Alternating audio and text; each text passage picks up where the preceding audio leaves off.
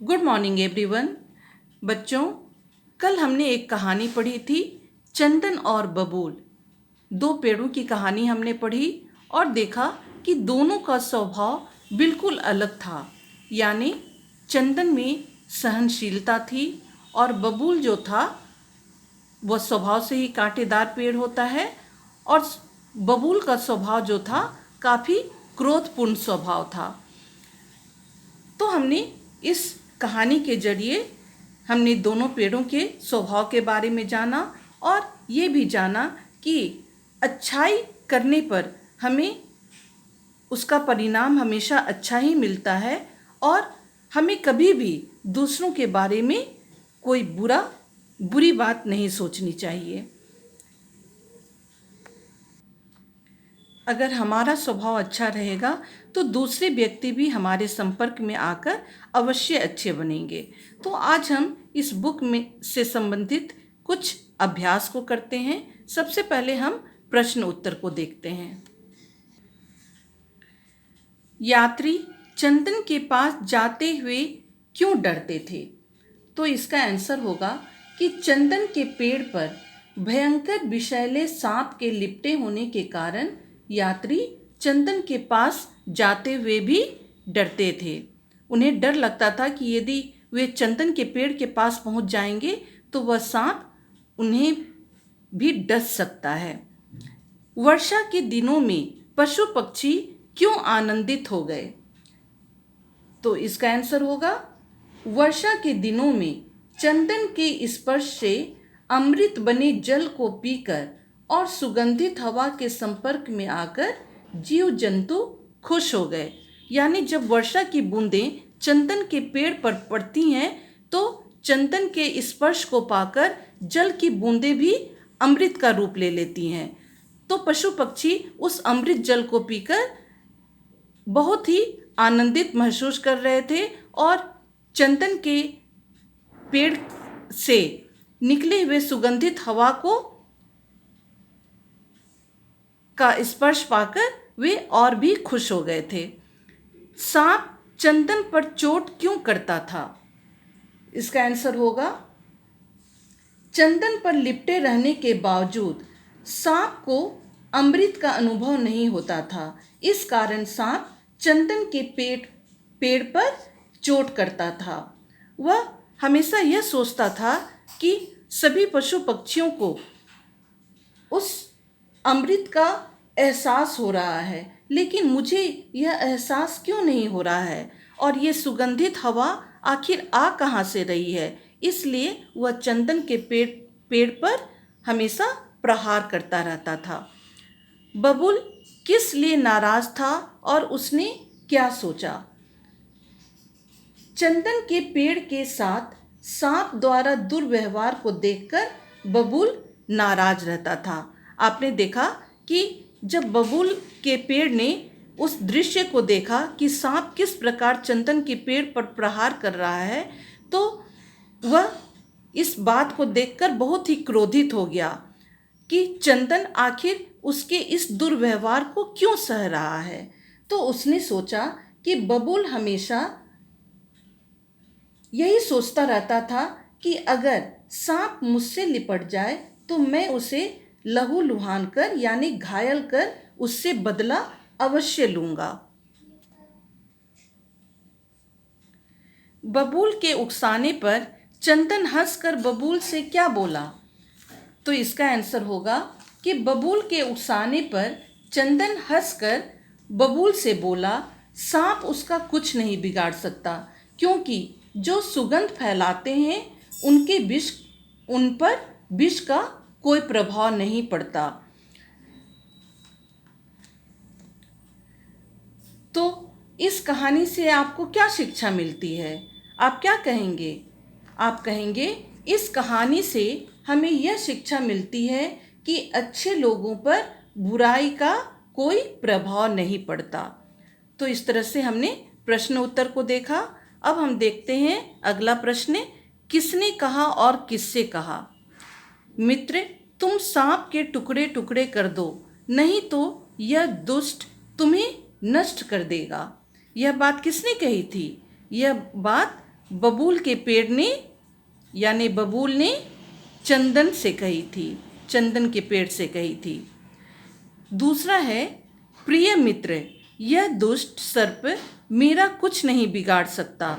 सुगंध बिखेरने वालों पर विष का कोई असर नहीं होता। यह बात किसने कही थी? चंदन ने कही थी। तो आप यहाँ लिखेंगे चंदन ने बबूल से। अब अगला प्रश्न है, रिक्त स्थान भरिए। यहाँ कुछ शब्द दिए हुए हैं, इन शब्दों को सही वाक्य में आपको भरना है। एक जंगल में चंदन और डैश के पेड़ पास पास ही लगे थे। तो आप यहाँ लिखेंगे बबूल के पेड़। दूसरा है, चंदन के पेड़ से एक डैश सांप हमेशा लिपटा रहता था। आप यहाँ लिखेंगे विशैला। तीसरा है, वर्षा में जल की बूंदें चंदन का डैश पाकर अमृत बन गई। आपको यहाँ लिखना है स्पर्श। बबूल की बात सुनकर चंदन डैश बना रहा। तो यहाँ पर होगा शांत। इस तरह से रिक्त स्थान भी पूरे हो गए। यहाँ भाषा बोध में हम देखते हैं, ये चंदन है, तो आप चंदन को दो प्रकार से लिख सकते हैं। ये भी सही है और ये भी सही है। सुगंधित, यहाँ ये भी सही होगा और ये भी सही होगा। आप या तो अनुस्वार लिख सकते हैं या आधा न यहाँ इस तरह से करके लिख सकते हैं। संतुष्ट, संतुष्ट का ये भी स्पेलिंग सही है, ये भी स्पेलिंग सही है। भयंकर, भयंकर का ये भी सही है और ये भी सही है। आनंदित, ये भी सही और ये भी सही। अशांत, यानी दो तरह से इसके स्पेलिंग हो सकते हैं। आप ये जिस तरह से लिखना चाहें, ये दोनों ही सही हैं। अब है अगला प्रश्न, इनके दो दो पर्यायवाची शब्द लिखिए। सांप, सांप का होगा सर्प, यहाँ मैंने लिखा है सर्प। हवा का पर्यायवाची सर्प, सॉरी दो दो लिखना है, तो पहला हो गया सर्प और दूसरा होगा भुजंग। यहाँ पर मैंने भुजंग लिखा। हवा का दो पर्यायवाची आपको लिखना है, तो मैंने लिखा है यहाँ समीर और दूसरा लिखा पवन। विलोम शब्द लिखिए। पास का दूर लिखा है मैंने। सुगंध, सुगंध का दुर्गंध। मित्र का शत्रु। विष का अमृत। शांत का अशांत और दुष्ट का आप सज्जन भी लिख सकते हैं, यानी दुष्ट व्यक्ति और सज्जन व्यक्ति। गोले में से अक्षर छांटकर नीचे दिए शब्दों को पूरा कीजिए। यहाँ पर गोले में कुछ अक्षर लिखे हुए हैं, उन अक्षरों को आपको यहाँ रिक्त स्थान में भरना है। तो यहाँ से मैंने य में अनुस्वार यहाँ पर लिखा, तो बन गया भयंकर। भयंकर का मतलब हो गया डरावना। यहाँ व आधा और य, तो मैंने यहाँ से व उठाया, तो ये बन गया व्यवहार। व्यवहार का मतलब होता है बर्ताव। उसी तरह यहाँ अनु डैश है यहाँ और व है, तो यहाँ से मैंने भ उठाया, बन गया अनुभव। अनुभव का अर्थ होता है महसूस। और ये सुगंधित, सुगंधित में मैंने ग में अनुस्वार लगाया, तो बन गया सुगंधित। इस तरह से सुगंधित का अर्थ हो गया खुशबूदार। तो इस तरह से भाषा बोध भी पूरा हो गया। मैंने कुछ वाक्य बनाए हैं। विशैला, विशैला से मैंने एक वाक्य बनाया। विशैला सर्प खतरनाक होता है। सभी डरते हैं विशैले सर्प को, यानी जहर से भरे हुए जो सर्प होते हैं उनसे सभी डरते हैं। दूसरा वाक्य यहाँ आप बनाएंगे। यहाँ दूसरा शब्द है संतुष्ट। संतुष्ट से मैंने बनाया, तुम्हारे परीक्षा फल को देखकर हम संतुष्ट हैं, यानी हम खुश हैं। दूसरा वाक्य यहाँ आप बनाएंगे। प्रहार, प्रहार का मतलब होता है चोट। तो मैंने एक वाक्य बनाया है, लकड़हारा पेड़ पर कुल्हाड़ी से प्रहार कर रहा था। यहाँ दूसरा वाक्य अब आपको बनाना है। व्यवहार, व्यवहार से मैंने बनाया हमें सभी के साथ अच्छा व्यवहार करना चाहिए। यहाँ दूसरा वाक्य आप बनाएंगे।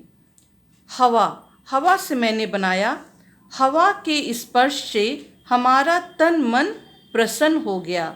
यानी जब ठंडी हवा की झोंकें चलती हैं तो हमारा तन मन दोनों प्रफुल्लित हो जाता है। तो मैंने इससे बनाया हवा के स्पर्श से हमारा तन मन प्रसन्न हो गया। इस तरह से प्रत्येक शब्दों से मैंने एक एक वाक्य बनाए और दूसरे वाक्य को आपको बनाना है।